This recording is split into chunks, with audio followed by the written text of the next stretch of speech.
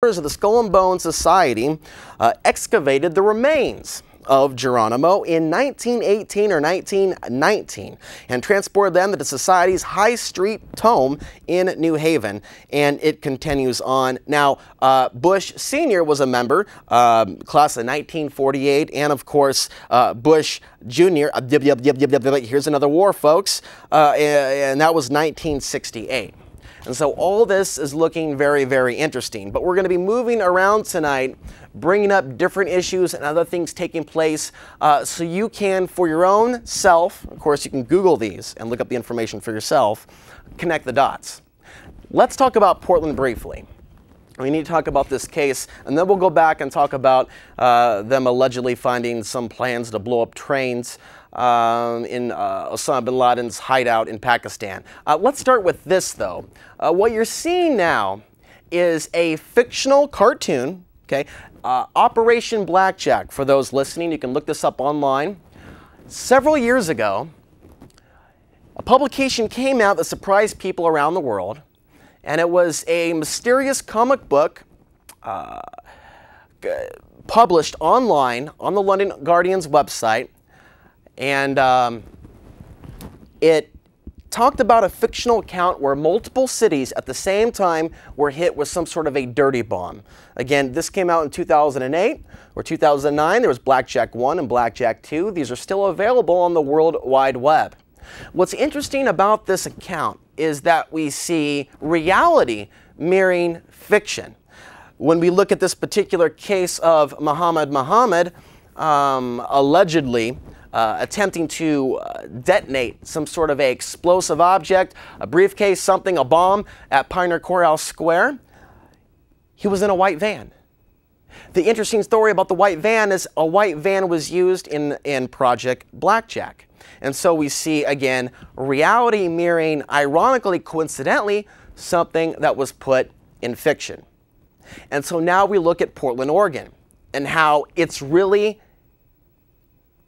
manifesting in the minds of many people locally that Portland's not an island, that Portland is a target to the federal government, and of course, this was a staged scare on the American people, on the people of Portland. Even Napolitano said what took place in Portland is even more justification for the molestation taking place in the airports.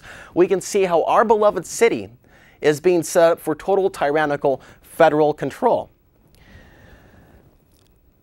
There's been some new details in the case that are being admitted, although we've also talked about these details on this show. New court filings show that say that man working for the government tried to provoke the teen into violent acts. The defense team claimed Friday that a man working for the U.S. government tried to provoke their client to violent acts more than a year before the FBI accused him of trying to bomb Portland's downtown Christmas tree lighting ceremony. They also took him out to Lincoln County, Oregon, and taught him how to blow up a backpack, okay?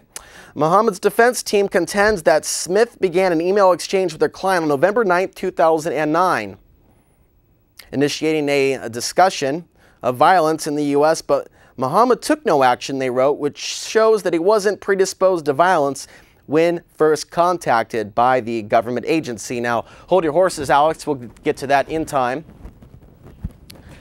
So now, all you need to do to tell people that we're under attack from terrorists is have well-spoken gentlemen going undercover, working to convince disenfranchised youth across not only America but the world to go out and blow things up or cause acts of violence. We've also documented on the show police using agent provocateurs at protests, not simply in Portland, but in other cities, and other cities have been hit even harder by the use of agent provocateurs than the Rose City. I suppose we should be grateful. But we can see this premeditative action to implant or insert a call to action for violence. We go back to the case of Hal Turner. Hal Turner was paid hundreds of thousands of dollars by the FBI to talk about the Negroes, to point them up, leashing them up, hanging them by a string. And this was taking place while Obama was the president, while a black man was the president of the United States of America. The FBI, under the jurisdiction of Barack Hussein Obama, allows a man to go out there and preach hate towards people of color, to, of course, fan the flames of disenfranchised white America. And so we can see how the dynamite's being laid out. We can see the role Glenn Beck plays in this. We can see the role MSNBC, which appears to be the other side of the coin, but it's not the other side of the coin. It's, it's the other wing of the vulture. And so we're working to keep everything in perspective now. So if you are suffering from the delusion that you're under attack from rogue terrorists, from brown people, from brown men, oh my God, if you're under attack from that mind control apparatus, we hope to heal that cerebral cortex and help you see the light of what's actually going down and why they want to seize control of this country. And ponder the question why Portland is so very important to the federal government. Why they salivate over it. Top off 4, black helicopters. It just goes on and on and on. Now, before we get to Obama, Osama bin Bush, let's talk about the aftermath of this whole scare. They allegedly found some stuff saying Osama bin Laden on the anniversary of 9/11, 10-year anniversary, which we're coming up in September of this year. Said they found some documents and they found some plans for blowing up trains across America. And also they're saying that there are some explosives that have been pre-placed in Europe and elsewhere throughout America. So just get ready, folks. Get ready for the emergence of some false flags and some new Osama bin Ladens. We see how Portland has responded to this. The TSA, folks, has now arrived in Portland and is riding the max. Looking for suspicious movements. Looking for suspicious activity. TriMet teams up with TSA to boost security. And we also see alleged documents found targeting trains. We covered that. Obama says bin Laden has support network in Pakistan. TriMet beefs up security, fair inspections after Osama, Obama bin Bush Laden's death. And we also see this one here. Senator Schumer proposes no ride list for Amtrak trains. A senator on Sunday called for a no-ride list for Amtrak trains. Alex will have to find that graphic after intelligence gleaned from the raid on Osama bin Laden's compound pointed to potential attacks on the nation's train system. Train attacks drill, and so as this is taking place, multiple drills were taking place this week across America, dealing with some sort of potential situation where trains are derailed. Trains are derailed from the tracks. And something very strange has taken place. So Alex, if you're with me, let's go to that drill report. Amtrak conducts safety drills in Washington, and then I'm going to give you the bombshell. But let's not jump the gun, Alex, till we get to that revelation. So let's start with this. Amtrak conducts safety drill in Washington. A simulated train derailment exercise was conducted Friday in Ridgefield, Washington, coincidentally just 2 days. 2 days after a train crash caused an actual derailment less than 50 miles away. So what we found out, what I found out just several days ago, and I was up late watching TV, an active man I rarely engage in. It's good for the old Gulliver to stay away from the obscene mind control taking place in America and the world today. But I saw this report about a train derailment, massive fire. Let's show some of those pictures. A microcosmic ball of fire. They say some sort of the actual official explanation is that a wheel overheated, a wheel bearing overheated, causing the train to derail. Taking place 1 to 2 days before this drill took place, and this drill that was set up for the trains was set up in advance to the alleged story about Osama bin Laden being murdered by Navy SEALs in Pakistan, by the way, near a military compound in Pakistan, which we'll get into later. It's the flames are being fanned to go to war in Pakistan over this particular issue, even though the Pakistani intelligence network was actually set up for the CIA. So we have another example of problem, reaction, solution, and another way to expand this so-called war on terror, war on land that is not currently completely owned by the United States. We see how this whole "we caught Osama bin Laden" is going to lead to other things, and in particular, confrontation with China in Pakistan. And so all these things are taking place. We have drills taking place, again, intercepting, responding to train attacks. We'll get to that, Alex. Train attacks in the United States, and then we have a train derailing in Columbia County. And again, I want to give you the location for that. And if anyone has any information or has anything else they'd like to add to the broadcast, give us a call at 503-288-4442. We know many of the people watching the show right now are using their eyes and ears to the best of their ability. And of course, you see a lot of things that I don't see as well when you're going around town.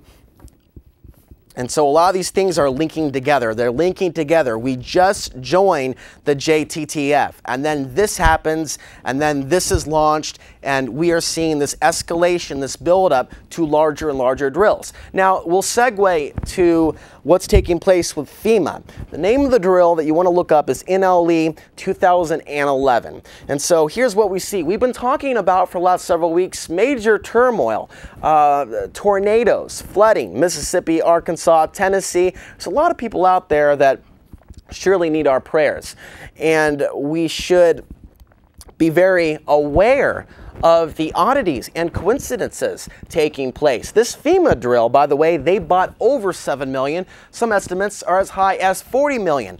MREs, meals ready to eat. So they're planning for something around the New Madrid fault line in the state of Arkansas and elsewhere, a massive earthquake that, if it's the big one, could potentially split the United States between the West and the East. So FEMA's on the case. They've got their MREs. They're doing a massive drill. And each one of these drills, the NLE drills, are also known as Top Off. And all of you hopefully know about Top Off 4, which took place in Portland several years ago. It involved tens of thousands of people. Now, each one of these drills gets larger and larger and larger. There are actually millions of people that are involved in this drill. So some are saying, hey, they're keeping us safe. We're preparing for the earthquake. Or is it some sort of acclimation, predictive programming? Because we see also with 9/11, FEMA was in New York City the night before 9/11. And of course, don't take my word for it. You can go back and find the videotapes of the guy for FEMA saying they came in the night before, on Monday or Tuesday, before the attacks on 9/11. Not to mention the NORAD war games that were taking place. Michael Rupert cites 21 or 22 war games taking place as the events of 9/11 were unfolding, which is why the responders in the fighter jets didn't know which plane to respond to. And of course, there are FAA tapes that have been released. Is this a real event, or is this a part of the drill? I'm not sure. I don't understand. I'm confused. I have a script here, but we have this thing happen in the real world. Which reality is the true reality? That's a question I think a lot of you should be asking as you find yourself confused and baffled by these strange headlines that seem to suggest that America is winning and we're on top of our game and everything's going to be fine. Hey, party like it's 1929. We're going to come out of this supposed recession and everything's going to be fine. Go back to your text messaging. Go back to your modern American gladiators. Go back to your ball and gag as we get whipped by this alpha male dominated system, this tyrannical top-down pyramidal structure. We just simply, folks, collectively have to get out of the slave gene mindset of being under some sort of form of control and expand our consciousness, and please, somehow, some way, don't become a zombie. Open up your heart. Now, a lot of things are happening very, very quickly, and I'm maintaining my composure, at least in my opinion, to cover the news and not fall into some sort of a fearful, terrified response mindset, because it's very clear to me, in terms of my opinion, that they want you scared and they want you terrified and they want you on edge. And a lot of the stuff taking place equates to what I would call collective psychic warfare. Okay. Oh, what might we do next? Oh, what might happen next? I try to do on the show is cover some of the things that most people don't even talk about. Alex, we'll get to those things at time, hang on. But I mean, as these things are taking place, we have to remember that consciousness is the most powerful tool at our arsenal. Again, there are ways that sometimes human animals, react when their backs are up against the wall, acting with violence, acting with malice, acting with some sort of contempt for their fellow man because they believe the fellow men around them are the real evils of the world. You know, the people that sometimes blame others, people that are at the bottom, compartmentalized part of the pyramid,